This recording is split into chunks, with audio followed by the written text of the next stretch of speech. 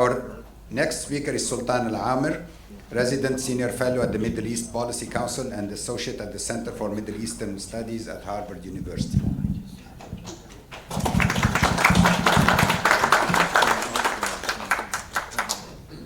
So thank you very much. Thank you for inviting me here. So my talk today is what happened to the Arab Spring and where are all the Arab democrats. So the original title for this talk was The Disappearance of Arab Democrats. And by disappearance, I don't mean forced disappearance in terms of killing, arrests, or forced silencing of activists, intellectuals calling for democratic change in the Arab world. What I mean by the disappearance of democrats is the disappearance of a conviction or belief in democracy as an ideal form of governance perceived as a solution for most, if not all, the problems in the Arab world, including authoritarianism, economic underdevelopment, patriarchy, and others. And my argument is kind of straightforward.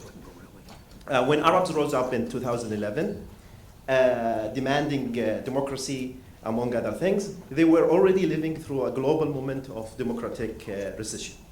As you may all know, in 1991, Samuel Huntington spoke of a third global wave of democratization that began in Portugal in 1974 and lasted for almost 3 decades. However, since 2007, this wave has gone into reverse. It was during this global moment of democratic recession that the Arab Spring occurred. And instead of pushing back against this wave and ushering in a fourth wave of democratization, the regional and global reactions and ramifications of the Arab Spring accelerated and expanded this global recessionary trend. In the remainder of this talk, I will show how this happened by examining how democracy, as an Arab ideal, rose to prominence and later lost most of its significance. So first, the rise of democracy as an Arab ideal. So it is customary when we talk about a democracy in the Arab world, as mentioned previously, that it is often regarded as a foreign idea or a Western imposition in the region. However, if a quick look at every Arab country since the disintegration of the Ottoman Empire reveals an interesting trend. Each one of these countries was founded as a constitutional state with some form of political representation. This was not simply a result of colonial powers or the mandate system. For example, when the Syrians established their brief independent states before the French mandate for Syria, they founded a constitutional monarchy. This even applies to Saudi Arabia, which did not experience direct colonial rule. In 1926, when King Abdulaziz incorporated Hijaz under his rule, he sought to legitimize this move by issuing a constitution and establishing a similar parliament that held its first election at the same year. It didn't last long, but most of the Arab countries, when they started either as a constitutional monarchy or states that has some kind of formal representation. That didn't last long, but it's ingrained in the DNA of the modern Arab states. Intellectually speaking, we commonly talk about 4 trends in the Arab world: pan-Arabists, Islamists, and leftists. And since the 1970s, intellectuals within each of these camps began to making the case for democracy and political liberties as solutions. I'm talking here about intellectuals like Yassin Hafez, Abdurrahman Munif, Rashid Ghannouchi, Muhammad Abd al-Jabri, and others. These groups began holding inter-ideological conferences hosted by institutions like the Center for Arab Unity Studies in Lebanon. And the goal was to bypass ideological differences and establish democracy as a shared objective. This trend gained further momentum in the late 1990s and 2000 with the emergence of 2 major factors. The first was the growing power of the Arab public sphere by the expanding of by decreasing the monopoly of Arab states over media, and that was because of the emergence of satellite channels like Al Jazeera and others, and the introduction of internet in the Arab world.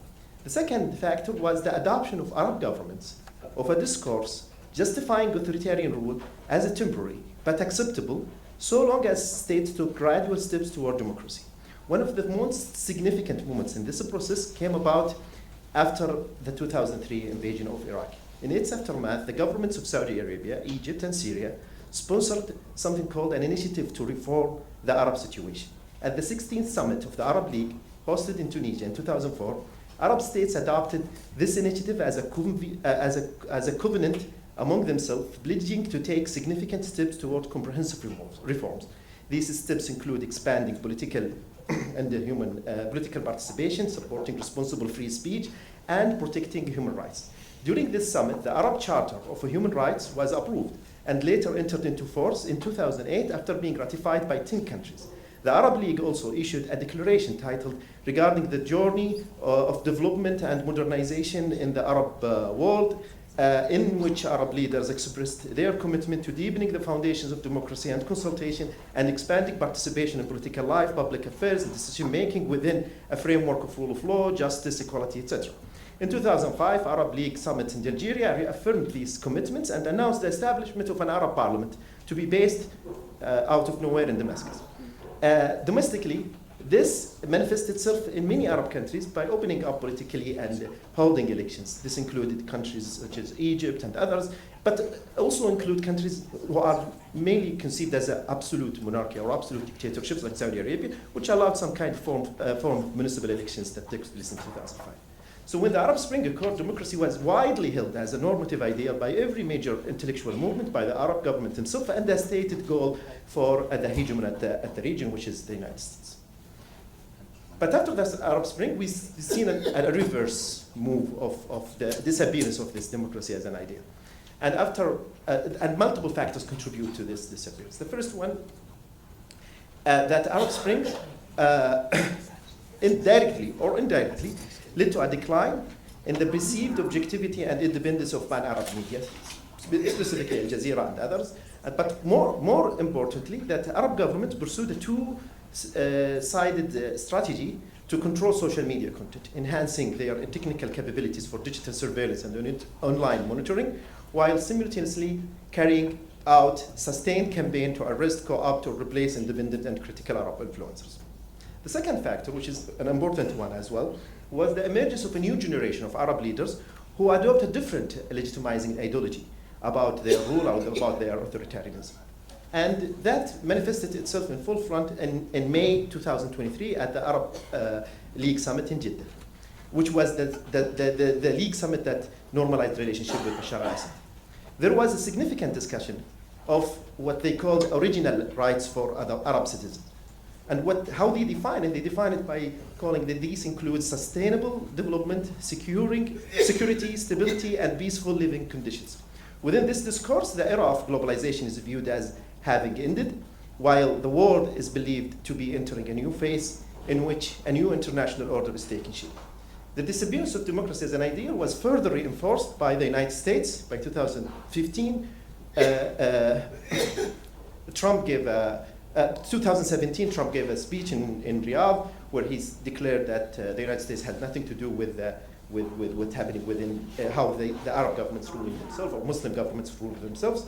And after October 7th, this sense of democratic disillusionment spread throughout the major intellectual movements in the Arab world, many of which viewed US support for the war as evidence of the moral and political bankruptcy of democracy as a universal idea.